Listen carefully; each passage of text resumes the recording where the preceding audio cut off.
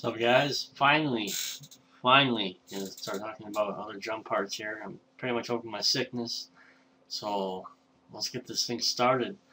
Once again, I'm gonna be using Reaper and only the Reaper plugins, the replugs. Okay, just to prove my point that you can get a good sound just using your DAW. So of course, if you have other plugins, go ahead and use them. I'm just making a point, but by all means, use some professional plugins if you have them. So, well, the importance of a snare. Alright, well, it shouldn't be too hard to explain or to try and convince you why the snare is important. But it's a very painful instrument to work with and to get to sound good, because the hot spots of the snare parts, they sit in other parts where things can be boosted too. So it's tough. The snare is it's supposed to sound amazing, big, and it's supposed to still cut through the mix. Okay. However, to be honest, typically the snare sounds awful with recorded music that's with a sampled library, because the sampled snares are very raw and you need to do a lot of extra work, okay? Because the snare should be the loudest part of the drum set, okay? Now, obviously not the case most of the time. Usually everyone wants to have those really loud, clicky kick drums that explode your speakers when they do a kick roll.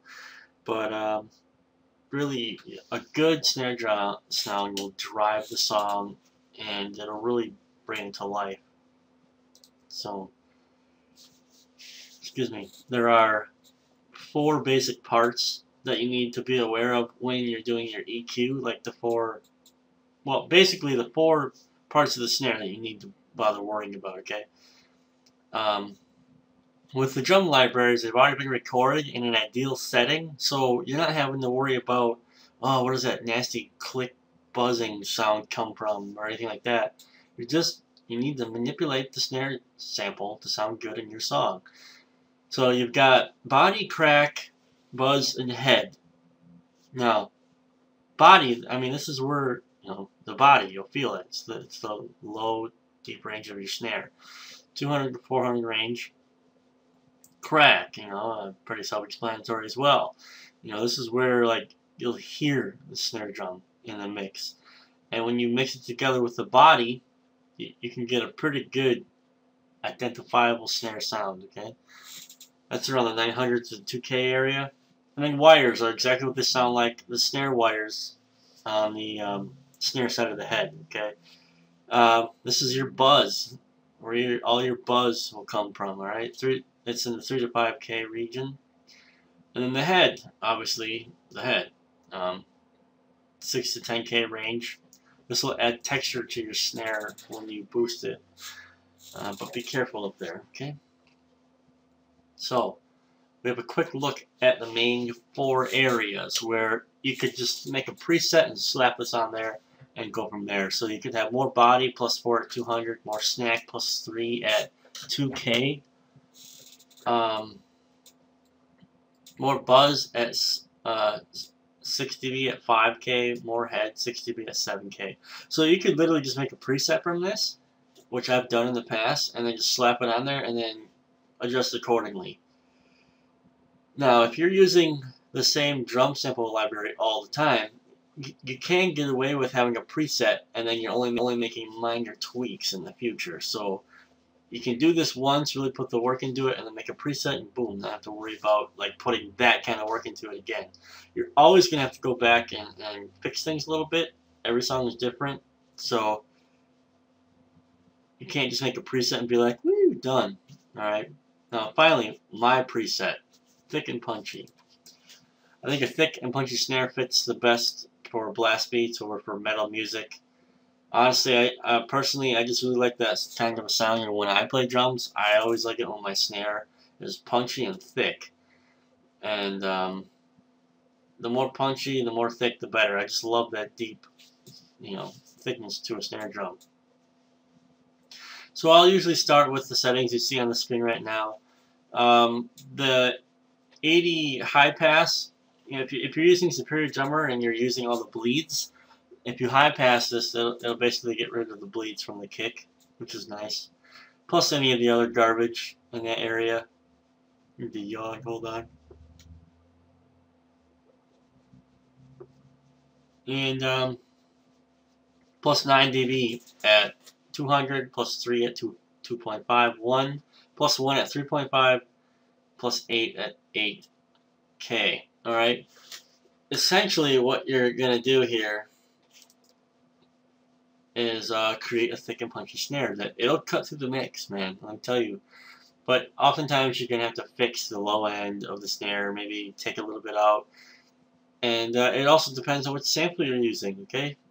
So you're still going to have to do some work, is what I'm trying to tell you. So let's open up my DAW here.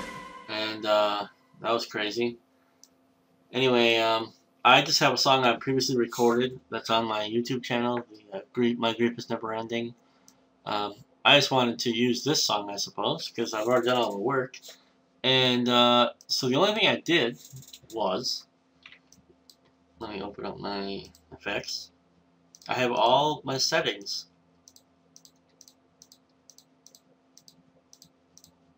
right here, as if I was using the REQ, the replugs, okay?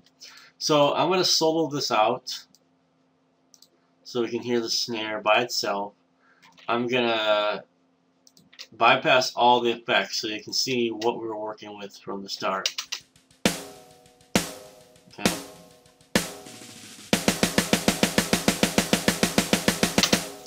Alright, and now, with everything enabled,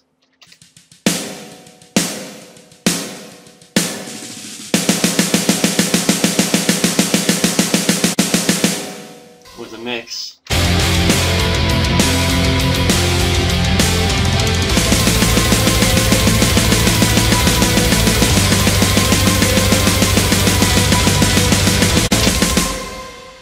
Okay, so as you can see, night and day difference. Alright, so if we come up into our EQ, I just have my preset here.